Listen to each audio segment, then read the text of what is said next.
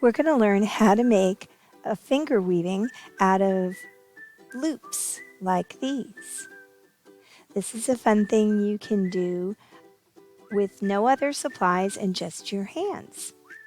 So weaving is when threads are tied together in some way to create a thicker, stronger piece of fabric. Our clothes are woven, many things are woven, and even in nature, there are animals that weave, like spiders and birds that weave nests. Even beavers do a little bit of weaving, although they're not as neat and tidy as the spiders and the birds. But they're tying things together to make something thicker and stronger, like this. So we're going to begin with these loops. Now I'm starting with 5, and for our first 2, we're going to start with different colors. So I'm going to begin with my pink one and my blue one. We're going to use both of our hands for weaving, and I always recommend that the hand you write and draw with is the weaver, and the hand you don't write or draw with is your loom. The loom is the machine that holds our threads. So it's going to just be holding our loops for us today. We're only going to use our 4 fingers, not our thumb. Notice that your thumb points a different direction, and it will pull your fingers together if you use it as your loom and make it very hard to work, even uncomfortable. So we're only going to use these 4 fingers. We're going to send our thumb on a little vacation for now. Take your first loop, hook it over your first finger. Notice that we're looking at the inside of our hand, not the outside. And with my other hand, I'm going to take these 2 fingers and make a little pirate hook, like that. Arr. And I'm going to gently hook that into the bottom of this necklace that I made on my first finger. I'm going to flip my hook up, and I can see my fingernails now. I also see the number 8 in the middle of my hand. That crisscross in the middle is the important thing. We want the next finger to go underneath that string, and so we're going to loop the bottom of the 8 up and over that finger and come down gently. Try not to pull really hard. If you're using cotton loops like I have here, and you pull really hard, they'll stretch out and they'll stay kind of big. So we want to keep them as close to the way they are right now as we can. So that's step 1. Now we're going to flip that pirate hook here over so that we can't see our fingernails, and we see the number 8. So that looks like the first step, right? We're already repeating. When we repeat something in art, we call it a pattern. So my next finger, it wants a necklace too, so we're going to bring the 8 up and slide the bottom of the 8 over that finger and down its back like that. And you see that the 8 has disappeared. And we're going to flip our fingers back up again, just like the first step. And there's that 8. So we just have one more finger, and this will be our last loop. We're going to pull this up onto the pinky, slide it down to the bottom of our finger, and let go. And you want to push each of these threads down to the bottom of your fingers like rings. So that's our first one. Now this step is going to get repeated many times. We're going to check our work. So to make sure that we're looping it correctly so that it doesn't get tight, or so that we know we haven't skipped anything, we want it around each of our fingers, and we need to make sure that there's an X in between the fingers. If you see a swirl that looks like this, you should undo it one time. Those swirls get a little tighter as you go on and can make it uncomfortable. So I'm going to go back 1 to just an X. All right, so I've got 1 done, and I'm going to add just 1 more before we start a new step. So we're going to do exactly the same thing with this one. I'm going to show you a different way to put it on your fingers. You can use either of these ways. This time I'm going to point my fingers up toward my face, and I'm going to put my loop here on my first finger. Here's my pirate hook. I'm going to flip and make that 8 again, and I'm going to just pop my next finger into the bottom of the 8 and flip down and pop my finger into the 8. I want to make sure I'm down far enough to keep it on my finger, just past the tip. Flip up and pop my pinky into the 8 and let go. Whoop. There we go. That one wants to jump off because the pinky is shorter. Now the difference you see is that my loops are up near the top of my fingers. So I'm going to have to just push them down.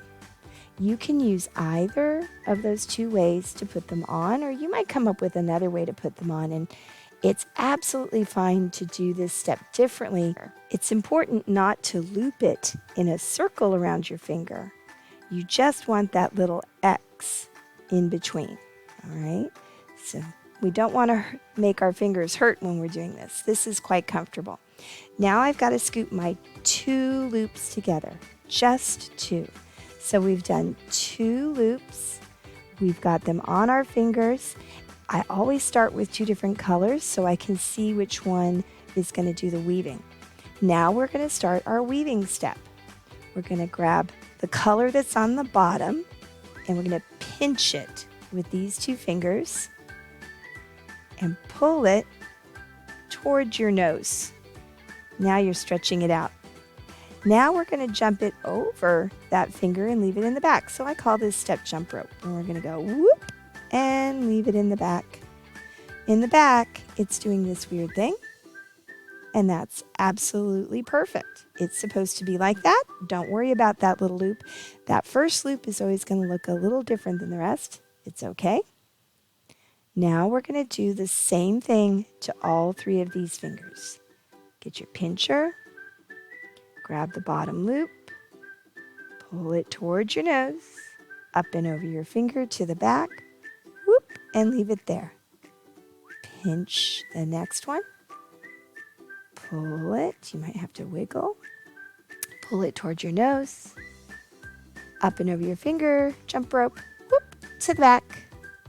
And now our last finger, pull it toward our nose, jump up and over our pinky, to the back. All right, you can kind of see my pink one is peeking through there. I'm just going to stuff it into the back. And that is weaving. You've tied those 2 things together. Now, it's not permanent yet, but you're started. Now, it's not going to look like this kind of a weaving until you have at least 5 done. Once you have 5 done, you'll start to see this popping off of your hand in the back, and it will get longer and longer and longer until you run out of loops. Let's go ahead and add some more. Now we begin repeating those 2 steps. We're going to add a new loop with 1 single X between our fingers. Loop it over. Flip your X or your 8. Go up and over the finger. Flip back to make an 8, up and over your finger. And scoot them together every time. So you only add 1 each time. You should never see more than 2 on the inside of your hand. If you've added a third, you're not weaving, you're only stacking. Because every time we add 1, we have to jump 1. So let's do our second step. We're going to pull the bottom one up and over to the back. Make sure you're grabbing the bottom, not the top, because if you grab the top, it'll just pop off. We're weaving now. Pull and jump. And pull. And sometimes you have to kind of tug on it like a tight shoelace. Pull and jump. And pull and jump. Now, once in a while, you might come across a loop that's a little extra large. I'm going to show you with this one right here. So I'm going to put this big loop and do exactly the same thing. I'm going to flip and hook, flop and hook and flip and hook. Okay, now this one is so big it wants to kind of jump off my fingers. When you get a loop that's extra big like this, just spread it out so that it's even on all of your fingers. So just like a shoelace that was too tight or too loose, just spread it out so it's even. That loop will work just fine. There's absolutely nothing wrong with it. You just have to even it out. All right, so now we're going to weave again. We add one and we jump one. So again, we're making a pattern. Add one, jump one, add one, jump one. And we keep going until we run out of loops. Add.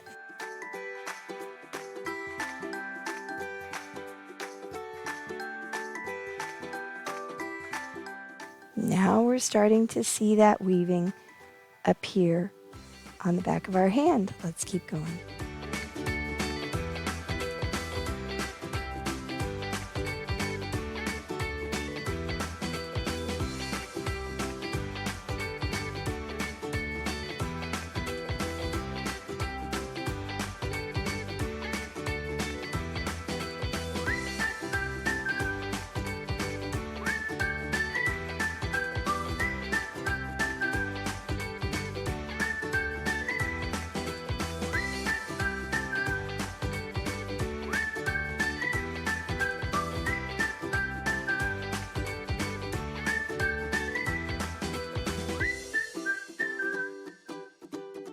Well, I could keep going and going till I run out of loops. I'm going to stop here and show you how to tie this together and then what to do if you want to take it apart or add to it someday.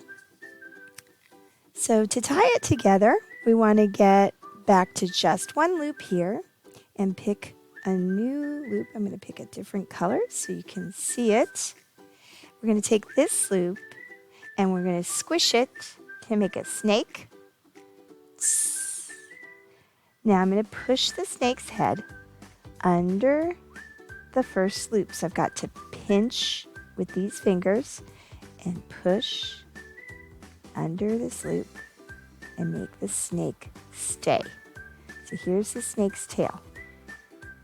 Grab the snake's head and do this again on each finger. Pinch, just push it under, flip it under, and pull a little bit. Don't let the tail go all the way through. The tail needs to stay sticking out. It's going to come in a little bit each time. Now you can also go this way. It does not matter. You can go up and under, or you can go down. It doesn't matter which way you go. And I'm going to push the snake's head under the last loop, and I want the head of the snake on this side and the tail of my snake on that side. Alrighty, now I'm going to take these fingers like a pincher and I'm going to go into this hole right here. So I went inside the snake's tail and I'm pinching. It's like a little bird whose beak has been trapped inside that loop. So that bird is going to go bite the snake's head. Grab it. Now don't let go of the snake's head, all right? Make the bird pull the snake's head right back through the hole and pull tight. There. That's going to be your handle. If you let go, you'll see that handle. I'm going to go ahead and slide that on my wrist. And now I'm going to use my thumb here and my thumb here to push my weaving off. I got to wiggle out. It's like getting your socks off your feet. You can pull the weaving and pull my fingers out, and it's tied together like that. You have a handle, and these make a great thing to hang on your backpack or just as a decoration. You can take it apart and make small ones. We keep them on luggage so that it's easy to find our luggage when we're at the airport, because our suitcases have these. Ponytail holders, headbands, but please don't ever use it as a necklace. It's very, very strong, and that's not a good idea for anything that goes around your neck. Things around your neck need to be breakable, and this is super strong. It's good for things that need something strong and just to look at and have fun with. So now I want to show you what to do if you would like to add to this weaving. So this little handle we made slips right off. So I'm going to pull one piece out of the other, and I'm just going to pull that handle out of there. Pop.